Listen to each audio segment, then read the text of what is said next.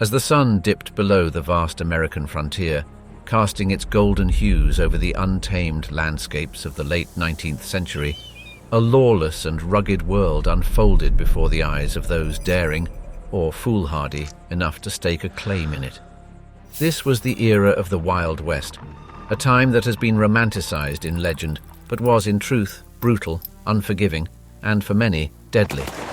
Men like Wyatt Earp and Wild Bill Hickok became icons, but how many untold stories languish in the dusty pages of forgotten history? Picture yourself in Tombstone, Arizona, in the fateful year of 1881, the setting for the infamous gunfight at the Corral. A boomtown rife with saloons, gambling dens, and vice of every kind. Can you feel the weight of the Colt revolver at your side, the grit in the air, the tension that precedes a showdown? How would you adapt to a life where shootouts and public hangings were just another day's happenings? As the writer Louis L'Amour observed, "The trail is the thing, not the end of the trail. Travel too fast, and you miss all you are traveling for." His words capture the paradox of the West, a place of endless vistas and bounded opportunities, where life could be extinguished in the blink of an eye, whether by the barrel of a gun, a poker game gone awry, or the sheer mercilessness of nature itself. Join us as we venture into the harrowing realms of the Wild West, a setting where life was cheap, danger was ubiquitous, and survival was far from guaranteed.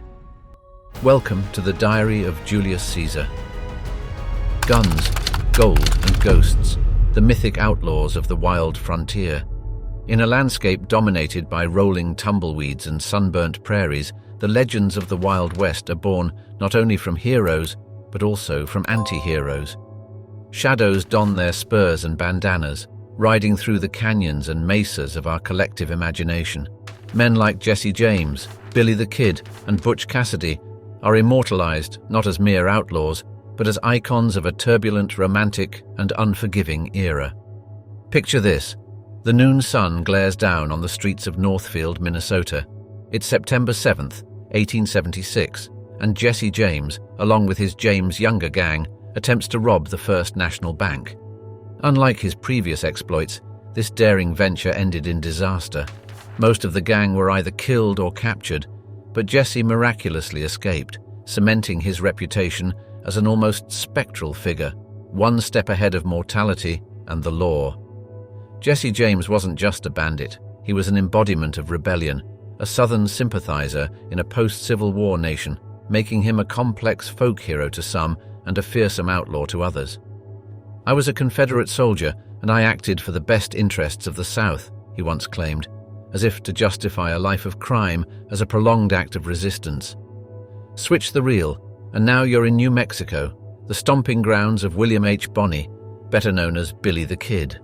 Standing at a mere 5 feet 7 inches, his boyish looks belied a killer's instinct. At the tender age of 21, he had allegedly killed as many as 27 men. But Billy was no mindless thug. He was a chess player in a world of checkers, aligning himself with cattle barons and local strongmen to survive the chaotic Lincoln County War. "I never killed anyone who didn't deserve it," he said, reflecting a moral ambiguity that characterized many outlaws of his era.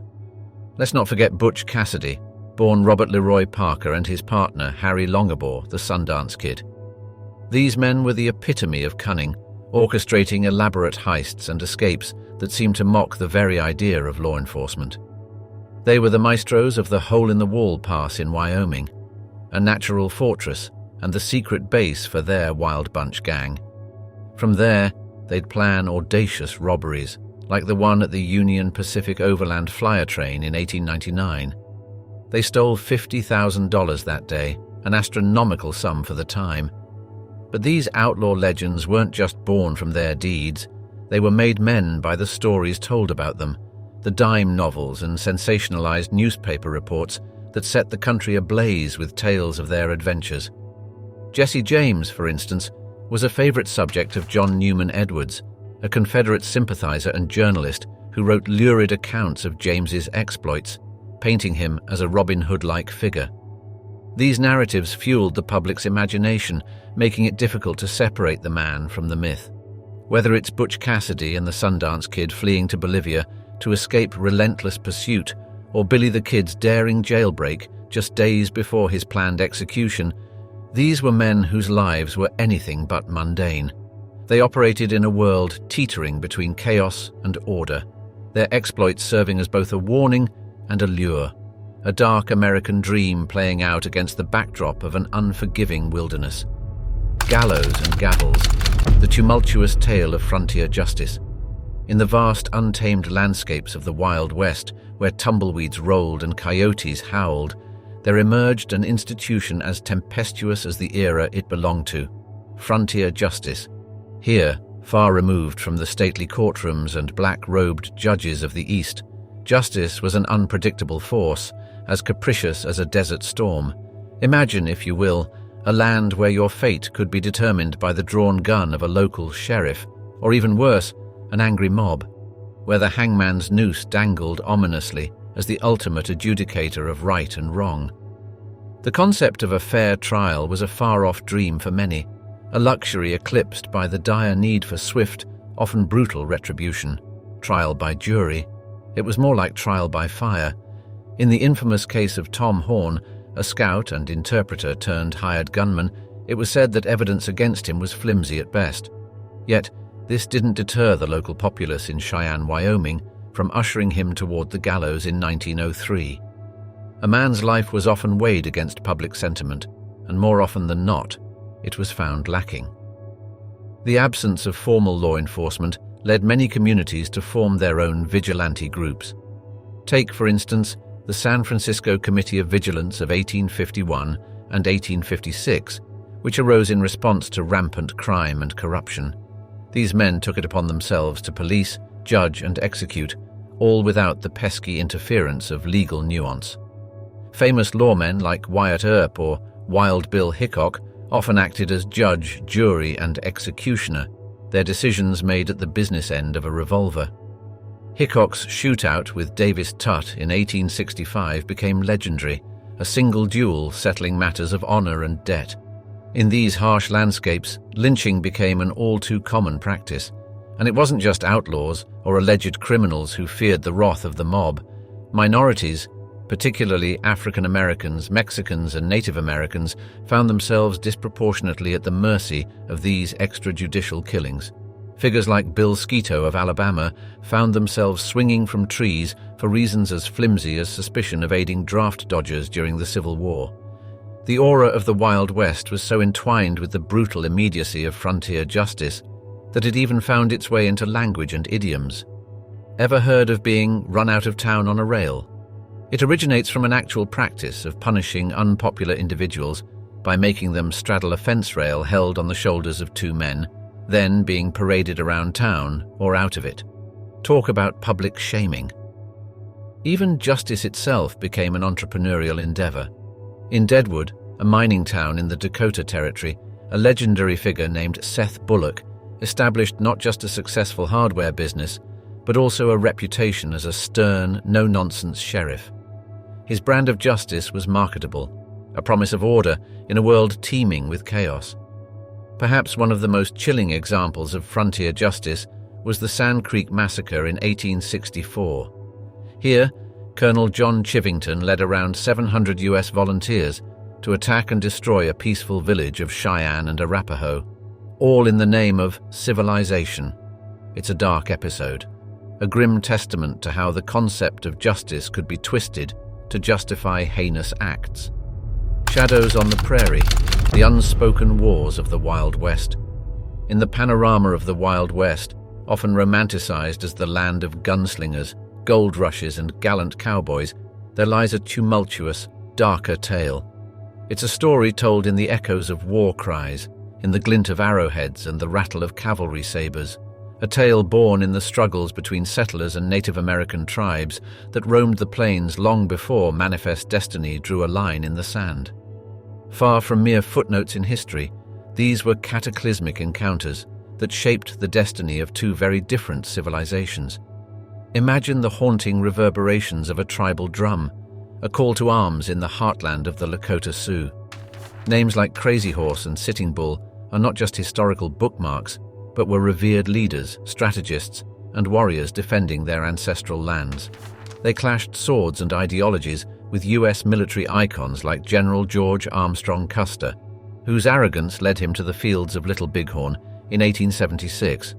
Here, Custer's 7th Cavalry faced an unparalleled defeat, a pivotal moment captured in time as Custer's last stand. Or consider the grim tale of the Navajo Long Walk in 1864. Kit Carson, celebrated as an American frontiersman, executed a scorched earth policy against the Navajo, eventually leading to a forced relocation known as the Long Walk to Bosque Redondo, a reservation in eastern New Mexico. It was a 400-mile trudge through hostile elements, a walk of shame, suffering, and unsurvivable odds, encapsulated in the word "huildi," which translates to a place of suffering. And who can forget the Trail of Tears, an ordeal not restricted to the Wild West, but equally devastating. Here, in the heart of the United States, thousands of Cherokee were forcibly evicted from their ancestral homelands, paving the way for settlers seeking the cotton frontier. President Andrew Jackson's Indian Removal Act of 1830 set in motion this tragedy, a misstep of epic proportions that speaks volumes about the nation's conflicted approach to its native populace. The era bore witness to not just battles, but also attempts at reconciliation and treaties, often forged in bad faith. The Treaty of Fort Laramie, signed in 1851 and renegotiated under dubious circumstances in 1868, exemplified the vacillating stance of the U.S. government. While it recognized territories belonging to the Lakota, Cheyenne, and other Plains tribes, it was repeatedly breached by the encroachment of settlers hungry for gold and land, setting the stage for further bloodshed. Sell a country? Why not sell the air, the clouds, the great sea, as well as the earth? Did not the Great Spirit make them all for the use of his children? These words, attributed to Tecumseh, a Shawnee leader, embody the chasm of misunderstanding between two fundamentally different perspectives on land, life, and liberty. It wasn't just the crackle of muskets or the whoosh of arrows that marked these conflicts. It was the irreparable tearing of a cultural fabric, the shattering of lives and legacies. The Sand Creek Massacre, Wounded Knee, and countless other encounters served as dark epitaphs to an era where manifest destiny and tribal sovereignty clashed in a tumultuous dance of power and pain. The Wild West wasn't just saloons and shootouts. It was a complex geopolitical stage with high stakes for both settlers and Native Americans. Though the smoke has cleared and the drums have silenced, the echoes of these unspoken wars resonate through the prairie, a lingering hymn to the lives lost and the lands forever changed. The silent outlaw, how the white plague haunted the frontier. Long before the smoke of six-shooters clouded saloons, and before the sounds of clashing swords in skirmishes filled the air, another, more insidious killer stalked the towns and settlements of the Wild West. It wore no black hat, had no fearsome reputation, but its impact was far deadlier than any gunslinger or bandit. They called it consumption then, but we know it today as tuberculosis. This disease was the silent outlaw of the 19th century, devastating families and turning burgeoning frontier communities into ghost towns long before the gold rush dreams were depleted. Imagine arriving in the newly established settlements like Tombstone or Dodge City, seeking a new life, fortune, or simply a respite from your past. Yet, even in these seemingly boundless lands, there was no escaping the clutches of this invisible predator. In the close quarters of saloons, in makeshift hospitals, and even within the walls of family homes, the air was thick with more than just tension and ambition. It was tainted by the invisible spores of tuberculosis. It was said that Doc Holliday, the notorious gambler and gunslinger, coughed more bullets than he ever shot. Diagnosed with tuberculosis in his 20s, Holliday's chronic cough and gaunt appearance were as much a part of his mystique as his sharpshooting skills.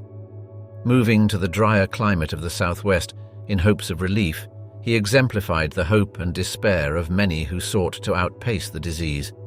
"This is funny," he allegedly muttered on his deathbed, surprised he was meeting his end in bed and not in a gunfight, as he had always envisioned. Even revered figures like Eleanor Roosevelt, long after the days of the Wild West, were not immune to the disease's tenacity. Diagnosed with tuberculosis in 1921, her battle against the White Plague was a well-publicized affair, reflecting the ubiquity and social reach of the disease. But unlike Doc Holliday, she had the benefit of more advanced medical care and managed to overcome it, underlining just how merciless the disease was for those who lived in an era without antibiotics. In those days, the common treatment was often as perilous as the disease itself. Rest cures at sanatoriums, far away from the dust and din of the frontier towns, were the accepted norm, but these often did little more than isolate patients, offering palliative care rather than a true cure. Others tried lungers, a treatment which required sufferers to breathe in dust, kicked up by the hooves of Texas cattle, based on a misguided belief that inhaling these particles could somehow cure the infected lungs. That which does not kill us makes us stronger, Friedrich Nietzsche once said, but these futile treatments often only sped up the inevitable for many desperate souls. The disease didn't discriminate, infiltrating both the lawless and the law-abiding, the Native American communities and the new settlers alike.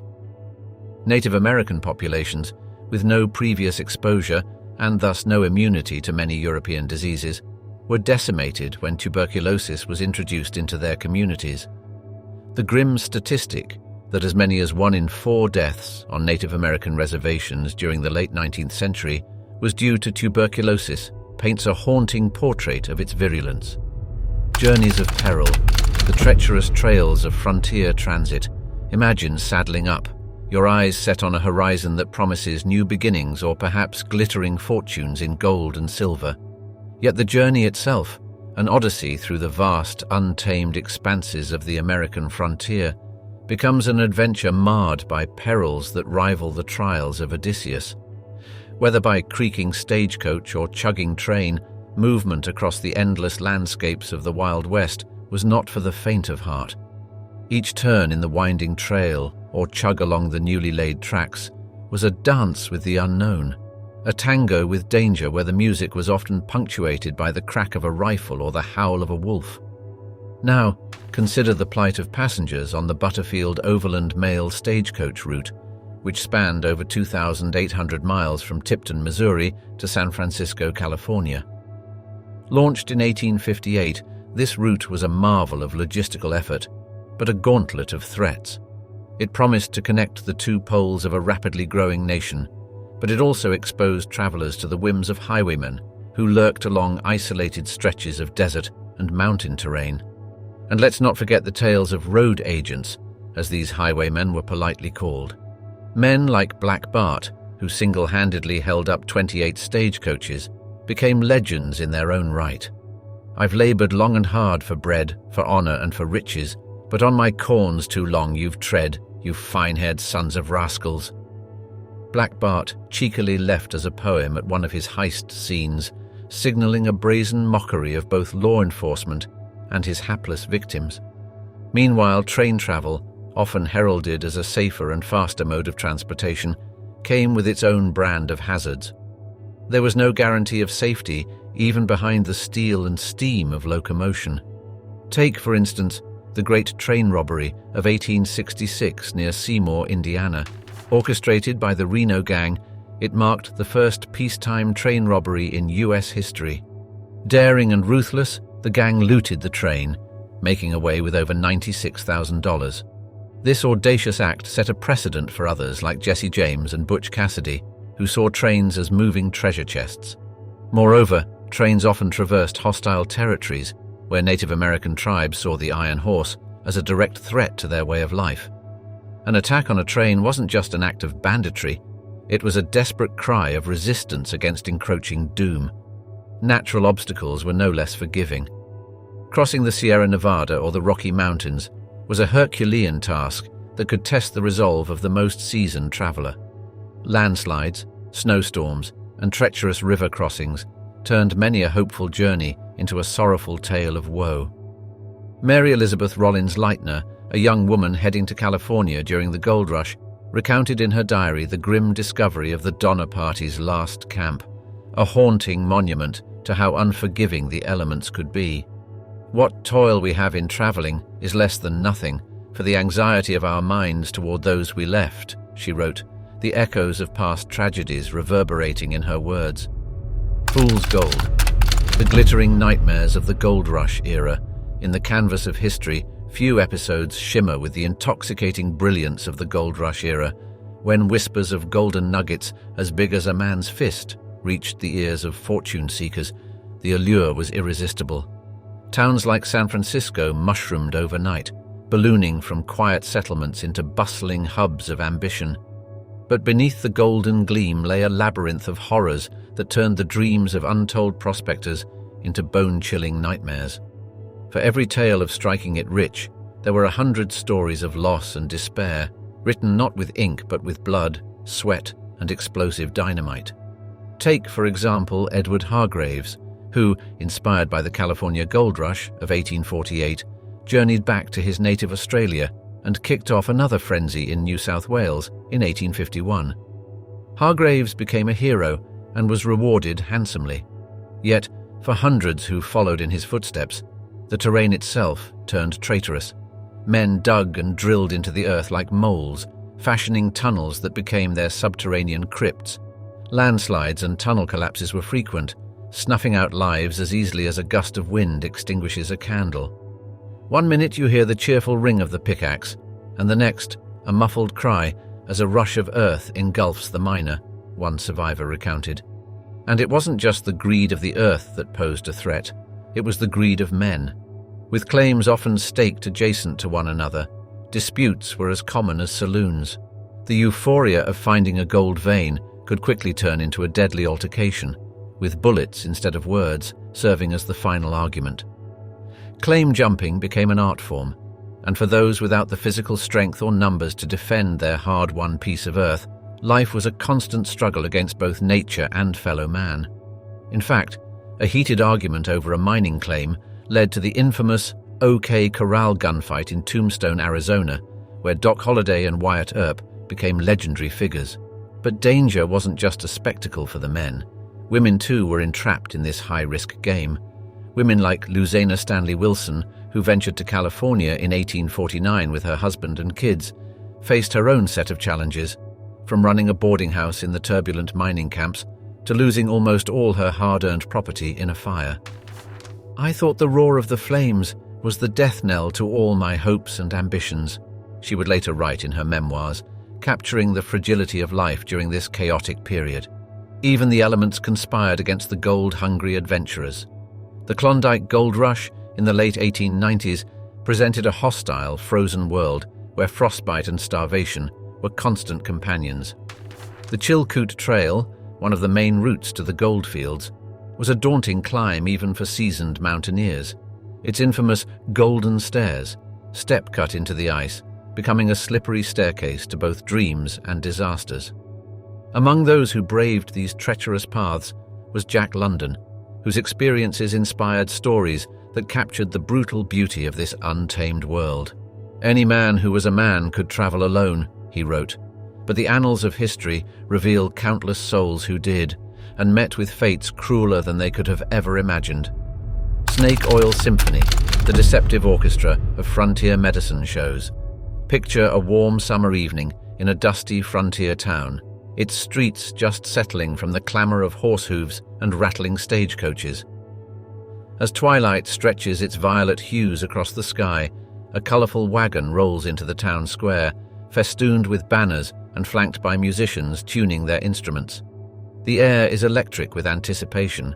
Out steps a man, dapper and charismatic, his top hat tipping with a flourish as he beckons the crowd closer. "Step right up, ladies and gentlemen. Behold the miracle elixir that cures all ailments." In a world where the nearest doctor could be hundreds of miles away and antibiotics were as mythical as unicorns, the allure of such traveling medicine shows was irresistible. The promise of quick relief from chronic pain, infection, or mysterious maladies was a siren song for the desperate and hopeful alike. And who could resist the entertainment? Often, these shows were a medley of attractions, from fire-eaters and fortune-tellers to musicians and comedians. But the pièce de résistance was always the elixirs, potions and tonics, beautifully bottled and extravagantly labelled. Consider the tale of Clark Stanley, the self-proclaimed rattlesnake king. This 19th century showman claimed to have studied Native American medicine and boasted that his snake oil liniment was a cure-all derived from rattlesnake fat. In reality, it was a concoction of mineral oil, beef fat, and red pepper, hardly the magical remedy he touted. Stanley was eventually fined for misbranding, but by then the term snake oil had become synonymous with quackery, long outliving the man himself. Then there was Lydia Pinkham, a savvy businesswoman who used her own image and purported medical knowledge to sell her vegetable compound, allegedly effective against a host of women's ailments. Her face on the label was a calculated reassurance, an empathetic nod to her suffering sisters in a time when the medical establishment was almost exclusively male. Advertisements for her compound even featured testimonials from grateful customers, though the efficacy of her mixture, primarily a blend of roots, herbs, and a generous portion of alcohol, was scientifically dubious at best. The shows often featured exotic elements to amp up the mystique of their remedies. Dr. Seth Arnold's balsam was touted as containing ingredients from the distant Orient. Another popular trope was to involve Native American secrets in the formulations, despite having little to no actual consultation with indigenous peoples. The imaginative names were also part of the allure. Phrases like Dr. Thunderclap's Celestial Elixir or Madame Zephyr's Lunar Tonic were as poetic as they were mysterious, contributing to a suspension of disbelief that perhaps these concoctions held miraculous properties. This world was one where spectacle, desperation, and deceit mingled freely. Though occasionally a medicine show would roll into town with something approaching a legitimate remedy, such as a willow bark infusion containing natural salicylates similar to modern-day aspirin, these were the exceptions, not the rule. For the most part, people gambled their health on elaborate fantasies and unregulated compounds, guided only by the showmanship of charismatic peddlers and the symphonic allure of their claims. Shadows on the frontier, the unspoken sagas of minority struggles in the Wild West. Imagine the rhythm of hammers striking iron, the syncopated chants of laborers echoing through mountainous terrains, and the whistle of locomotives announcing the arrival of modernity. Yet, behind this symphony of progress lay discordant notes, the underbelly of racial tensions and ethnic discrimination that shaped the Wild West as much as gunfights and gold rushes. It was a frontier where opportunity and prejudice were twisted in a complicated dance, pulling people into a whirlpool of possibilities and hardships. From the far corners of China, men like Hung Hua and Lai Fuk braved treacherous seas and alien lands, lured by the promise of Gold Mountain. They disembarked with dreams in their eyes, but found themselves welcomed not by golden opportunities, but by a lifetime of back-breaking labor on the transcontinental railroads. A significant portion of the Central Pacific Line, cutting through the Sierra Nevada, was built on the sinew and bone of Chinese immigrants. Yet, they earned a fraction of what their white counterparts made and were often placed in the most hazardous positions. When the Golden Spike was driven into the ground at Promontory Point, Utah, in 1869, linking east and west, photographs conveniently omitted the faces of the Chinese laborers. Their contributions were as indispensable as they were invisible. Parallel to this saga was the tale of newly freed African Americans who looked to the West as a canvas for autonomy and self-definition. Figures like Nat Love, also known as Deadwood Dick, emerged from this migration. Love became a famed cowboy and even penned an autobiography capturing the essence of African American resilience. But for each Nat Love, there were hundreds grappling with deep-seated prejudice, segregation, and violence. Opportunities like those in exoduster towns, settlements founded by black people seeking refuge from southern racism, could turn overnight into battlegrounds where the rules of law were supplanted by the unwritten codes of racial hierarchy. Adding another layer to this complex tapestry were the Mexican vaqueros, skilled horsemen and herders, who had been taming the wilderness long before it was called the Wild West. Their expertise in cattle ranching would influence American cowboy culture significantly, but acknowledgement was scant. The Treaty of Guadalupe Hidalgo in 1848 shifted borders but couldn't safeguard Mexican rights, leading to property loss and a dilution of cultural identity, as epitomized by the plight of characters like Joaquin Murrieta, often dubbed the Robin Hood of El Dorado, whose life and legend encapsulate the struggles faced by the Mexican community. What's most striking about these tales isn't just the injustice, it's the remarkable fortitude displayed by these marginalized communities. Ah Toy, one of the first Chinese women in California, turned societal bias on its head by becoming a successful businesswoman. Biddy Mason, an African-American midwife born into slavery, sued for her freedom in California courts and won, later amassing considerable wealth as a Los Angeles property owner. Quotes like Frederick Douglass's proclamation that "without struggle there is no progress" reverberated through the collective experiences of these individuals, guiding them as they navigated the razor's edge between adversity and triumph. Yet, the full spectrum of their legacy is often whitewashed, tucked away in the margins of textbooks and forgotten corners of history. Sin and sawdust, the dark waltz of saloons and vice in the Old West. Swing open the creaky saloon doors, and you'll find yourself amidst a cacophony of laughter, clinking glasses, and the occasional stray gunshot. Enter a world where temptation and sin are as commonplace as the dust that cloaks the town. In this labyrinth of liquor, luck, and love for sale, the stakes are as high as the hopes that drive men to the edge of civilization. It's a theater of the human condition, offering both escape and entrapment in the same breath. Welcome to the saloon culture of the Old West, where every vice has its price and every sin its story. Step to the bar and you'll likely encounter characters like Big Nose Kate or Calamity Jane, women who navigated a world of limited opportunities by mastering the art of allure and illusion. These ladies of the night were sometimes shrewd businesswomen, offering companionship and comfort to lonely souls, and often serving as confidants to influential figures. Their tangled lives could be novels in themselves, rife with complexities that defied the simplistic moralities of the time. The roulette wheel spins and cards flip as the gods of chance hold court.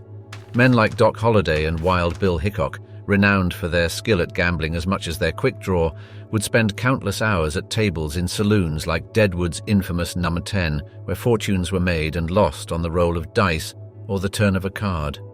These gambling dens were more than a place for wagering. They were social hubs where news was exchanged and business deals inked.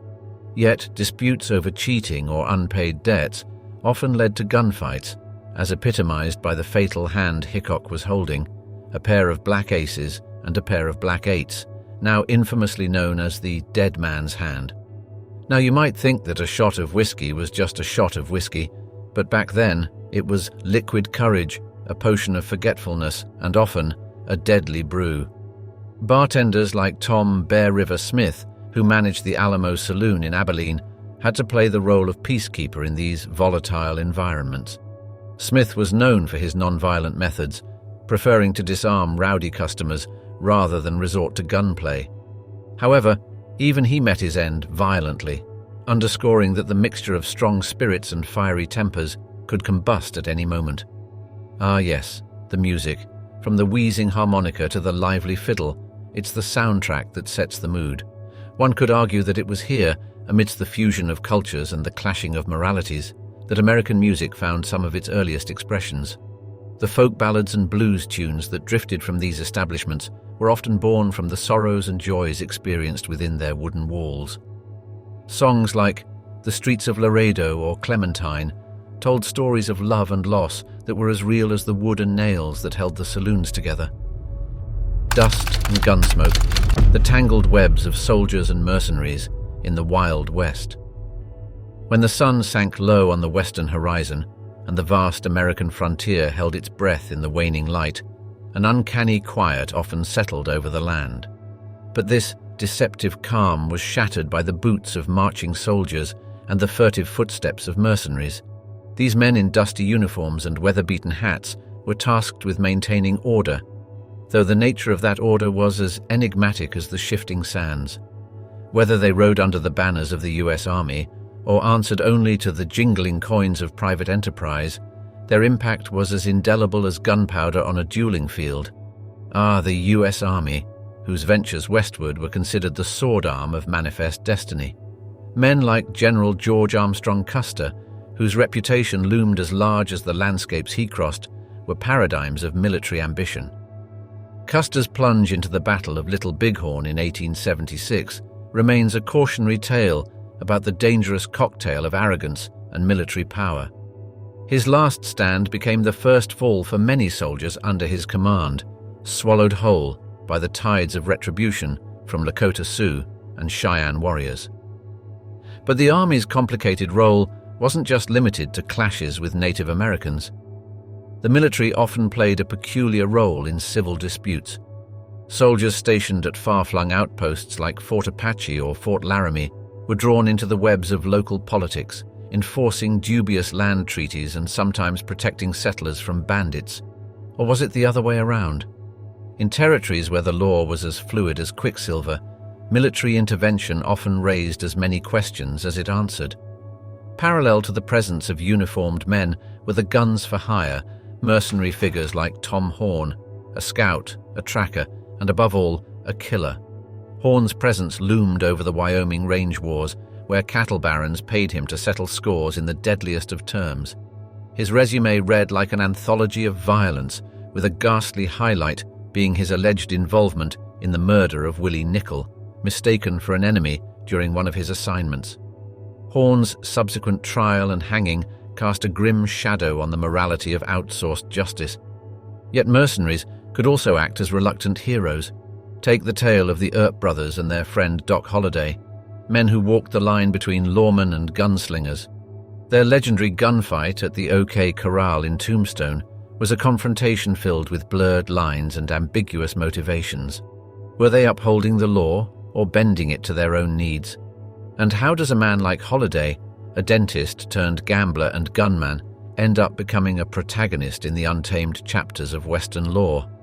In vino veritas, Doc Holliday once remarked, and perhaps in the intoxicating allure of the West, truth found its most convoluted expressions. Soldiers and hired guns often lived in symbiosis, feeding off the chaos that gave them purpose. From the bloody plains of Wounded Knee to the saloons of Dodge City, they wove a narrative of complexity that defied easy judgments. Sanctuaries of suffering, the haunting echoes of primitive hospitals and asylums in the frontier. The stagecoaches rattled over the bumpy terrain, carrying passengers beset with ailments and afflictions that mirrored the Wild West's own tortured landscape. With desperate hopes for relief, they were often delivered to the foreboding doors of primitive hospitals and asylums, establishments that were less sanctuaries of healing and more like temples of despair. Let's consider, for instance, the makeshift hospital in Virginia City during the Nevada silver rush of the 1860s. Far from the sterilized chambers and anesthetized operating rooms we're familiar with, this place was an alchemic nightmare. Doctors, a term used generously here, relied on rudimentary methods like bloodletting and mercury treatments. Just imagine being in the hands of someone like Dr. Henry Plummer, who was more notorious as a road agent and an outlaw than as a physician. The doctor would scribble cryptic prescriptions while unconsciously twirling the same fingers that had fired a Colt revolver the night before. As for asylums, those institutions bore more resemblance to prisons. They were perhaps exemplified by St. Elizabeth's in Washington, D.C., whose influence trickled down into the philosophies and practices of asylums throughout the frontier territories. Overcrowded and underfunded, these places were ruled by the 19th century tenets of moral management. But let's not mince words. Treatments often bordered on the barbaric. Restraints like the Utica crib, a coffin-shaped cage, were considered legitimate measures to ensure calm. Such devices seem lifted straight out of an Edgar Allan Poe tale, a writer whose own life was marred by mysterious bouts of insanity and despair. And we mustn't forget the pharmacopoeia of the time, a motley parade of potions and elixirs offered up as panaceas. Names like Mrs. Winslow's Soothing Syrup and Hamlin's Wizard Oil graced the labels of bottles containing opium, alcohol, and an array of other noxious substances. Patients took these miracle cures, becoming unwitting accomplices in their own tragedies. But the Wild West also sowed the seeds for some medical advancements, born out of dire necessity. Florence Nightingale's contemporary, Clara Barton, wandered through the vortex of Civil War battlefields before heading west to apply her nursing expertise. She had an eye for antiseptic procedures and patient care that was decades ahead of its time, but she was a lone star in a dark sky, overwhelmed by the myriad problems she faced. Barton's poignant letters home speak volumes. This endeavor can drain one's soul, yet, as I look into the eyes of those suffering, I see an unspoken plea, a search for a glimmer of hope in places that are the antithesis of sanctuary. As the 1800s wore on, surgeons like Dr. William Stewart Halstead were beginning to employ techniques such as regional anesthesia, but these advancements rarely found their way into the ramshackle infirmaries beyond the Mississippi. Instead, frontiersmen and women were left to the ministrations of medical mavericks, whose practices were as unregulated as the lands they roamed. Where the shadows growled, unseen perils of wildlife in the frontier saga. When you walked through the untouched forests or climbed the untamed mountains of the Wild West, you were never alone. Oh sure, you might have thought you were the only sentient being for miles around, but that was a luxury only afforded to humans. For in the hidden pockets of the wilderness, eyes, unfathomable, uncaring eyes, watched every step you took. Imagine a prospector named Jack Durden venturing into the Colorado Rockies in 1859, pickaxe and hopes slung over his shoulder. With visions of gold nuggets dancing in his mind, Jack might have neglected to consider the golden eyes that watched him from the shadowy recesses of pine trees, eyes belonging to the American grizzly, the undisputed ruler of these sylvan domains. "Gold is where you find it," Jack would mutter, echoing the words of the old-timers, never considering the fact that for a grizzly, dinner was also where you found it. Grizzlies, once prevalent from the Pacific Ocean to the Great Plains, were as iconic to the landscape as the tumbleweeds that rolled aimlessly across the desert floors. Yet their fearsome reputation was so profound that early expeditions often carried what they called bear artillery, large-bore muskets that were as hard to aim as they were to carry. In spite of this, fatal encounters were alarmingly frequent. Hugh Glass, a fur trapper left for dead by his companions after a grizzly bear mauling in 1823, became the stuff of frontier legend not for discovering a river or unearthing a gold vein, but for surviving an ordeal most people could hardly fathom. It wasn't just the grizzlies, though. The American timber wolf, a creature almost mystical in its elusiveness, roamed the same territories.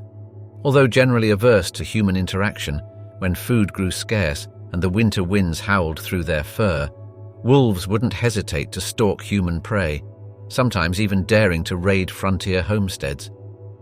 Laura Ingalls Wilder, the famous author of Little House on the Prairie, described nights when the haunting chorus of wolves brought an eerie disquiet to her family's isolated cabin, leaving them to wonder what lurked in the vast sea of prairie grass just beyond their wooden door. And then there were the serpents, the copperheads, the rattlesnakes, venomous guardians of the rocky outcrops and arid plains. They were the sentinels at the gates of the underworld, as some Native American tribes would say. In 1877, Calamity Jane, already a living legend for her sharpshooting skills, narrated a chilling account of a young man who died within hours of receiving a rattlesnake bite. No amount of whiskey could cleanse his bloodstream or dampen his screams.